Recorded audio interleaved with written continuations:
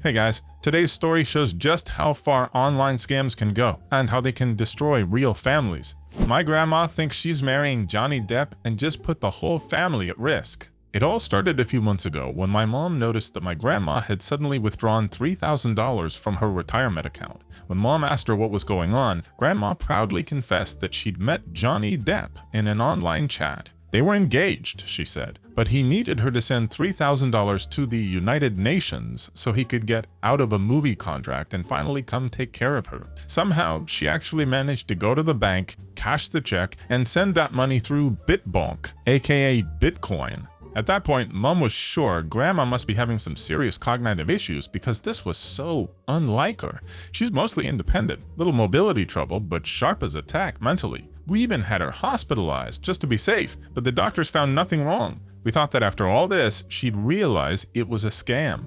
She said she understood. We thought it was over. Mom has power of attorney for Grandma, so she notified all the banks, filed a police report, and flagged the accounts for fraud. But oh boy, turns out it was worse than we thought. Grandma started acting secretive, saying she needed to sell the house. So Mom checked the app Grandma was using to chat with this Johnny Depp by logging in through her email. And there it was. Grandma had already sent him her card info, her home address, how much her house was worth, her total savings, our parents' names, phone numbers and addresses, all the grandkids' names and numbers, and basically a full docs of the entire family. Mom keeps trying to tell her it's a scam, but Grandma won't hear it. She's 100% convinced it's real. Mom's managed to freeze her accounts and block another transfer, but it seems like the guy is pressuring Grandma to share more info about all of us. So yeah, right now she's not just risking financial ruin, she's potentially putting the entire family's personal info into the hands of some shady internet goblins. Mom's heartbroken. I'm at a loss. So here I am, Reddit,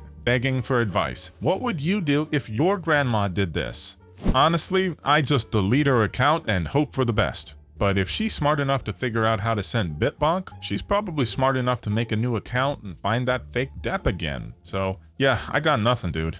Update. Thank you all for the advice. Seriously, it's been a huge help. I want to answer a few common questions and give a small update. When I said we've tried everything to convince her, I meant it. We've shown her YouTube videos, real Johnny Depp posts, other victim stories, financial records, everything. She still insists they're engaged and that everyone else is lying. When Mom first discovered all this, she thought Grandma might have something like a urinary tract infection or inflammation that can cause confusion in older people. She called 911, and soon the paramedics, police, and social services showed up. Everyone tried to help. They made a full report. After a lot of convincing, Mom got her to go to the hospital. They did a head CT, urine and blood tests, the works. A psychiatrist and social worker talked to her too. No infection, no stroke, no dementia. They sent her home. She said she felt tricked and embarrassed about the money. And everyone, police, doctors, nurses, social workers, explained again that it was a scam. We honestly thought she'd finally believe them, if not us. For those asking, yes, she's very lonely. That's probably a huge part of it. Mom offered to have her move in, but Grandma refused. Mom and my uncle take turns visiting every weekend, bringing food and helping around the house. They call her almost every day.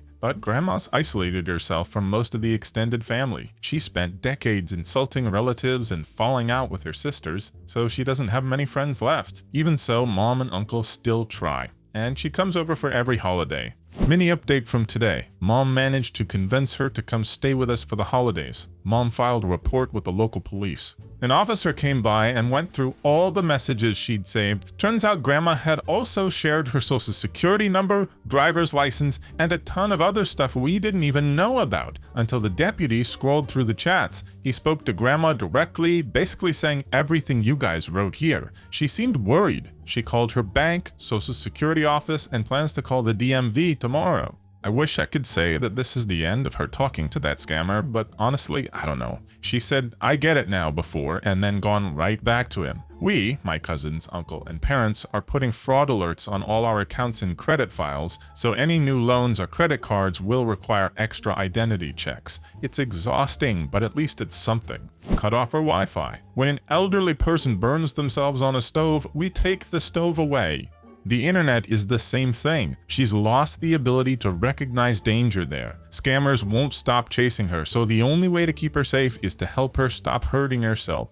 My mom fell for scammers and is trying to fly to Nigeria, England, UK. My mom, 67, has fallen victim to scammers, and now she's planning to fly to Nigeria. She shut off all utilities in her flat. Almost all of her personal belongings are gone. She's closed her bank accounts and wiped her savings. I've already contacted the police, and she's been listed as a missing person. So I'm hoping they'll stop her when she tries to leave the country. She's cut off all her friends. None of us in the family knew what was happening until recently. I only found her because I managed to track her phone. I found papers in her room with a new address in Nigeria. I'm completely shattered. First update, the police finally found her at a hotel even though she checked in under a fake name.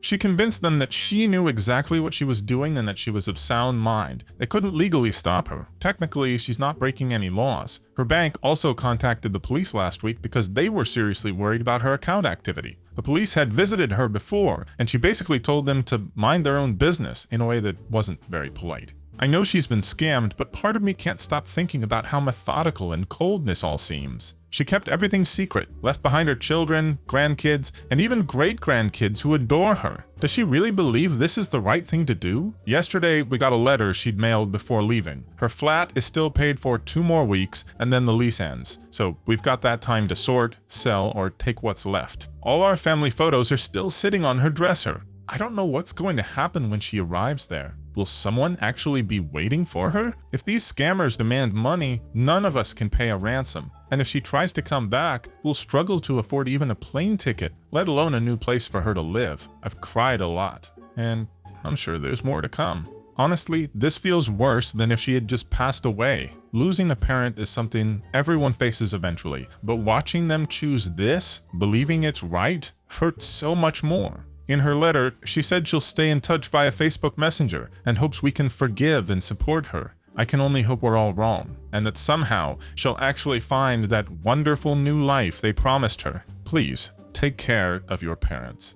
Man, I'm really sorry this is happening. I'm Nigerian, living in Lagos. I have to say, she's making a terrible decision. Whoever she's going to meet isn't who they claim to be. Things are rough here right now. There's chaos, crime, and kidnappings. Foreigners, especially older white folks, are easy targets for bad actors. I hope she'll be okay when she arrives. My advice? Tell her not to travel north. That area is basically a war zone. She's way too old to be doing this alone. Anyway, if there's anything I can do from here, let me know.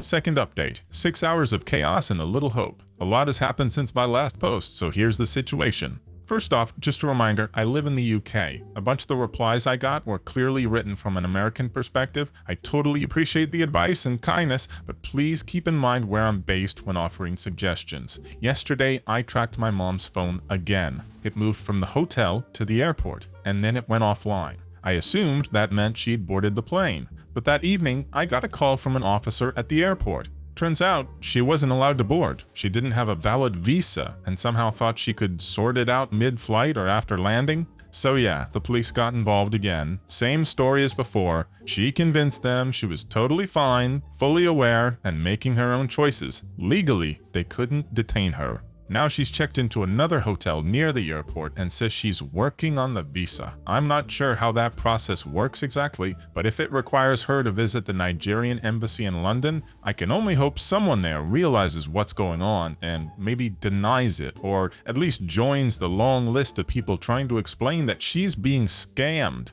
She's still not picking up calls, but she's at least replying to texts now. That's something. The whole family's trying to stay calm and polite, even though deep down we're all ready to explode. I guess that's just another stage of grief. Here's the truth, we can't stop her. She's fully convinced this is what she wants, that it's not only right, but the best thing for her. Whoever these scammers are, they've done a master-level job of convincing her that we don't love her, that everyone would be better off if she left.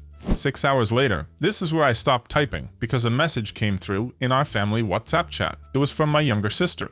Mom's on the phone. She says she's coming home. She realized it was a scam. My older sister asked what made her suddenly realize it. None of my cards work, she said. So yeah, guess reality finally smacked her right in the face. Hotel staff are now talking to the police. My little sister and older brother jumped in the car and drove straight to London. They've met up with her and the police, and I'm still waiting on details. The police are trying to recall a package she'd shipped through an international carrier. It contained her personal belongings. We still don't know exactly what happened with her cards today. Either the scammers tried to drain her accounts or she sent the money herself. But whatever it was, the transaction got blocked or reversed by the police and the bank's fraud department. Update from my sister. They found her. She's safe, but she still insists the guy didn't steal anything. She says the only reason the transfer failed was because she typed the wrong address. I called the victim support line, but just like the police, they can't do anything without her consent. And of course, it's the weekend, so the local office is closed until Monday. She'll stay with my sister for 2 days, but then my sister has to isolate before surgery. After that, Mom's going back to her flat, and I'll stay with her for a while. But I can't do this forever. I've got my own family, my own life, my job.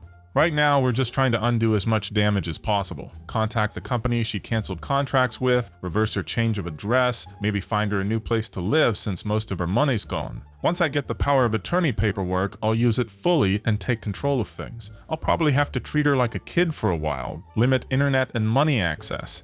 This is just the start of rebuilding her life. I haven't even shared everything that's happened, and I'm sure there's more to come. To everyone who read, commented, offered advice, or just sent kind words, thank you. Truly.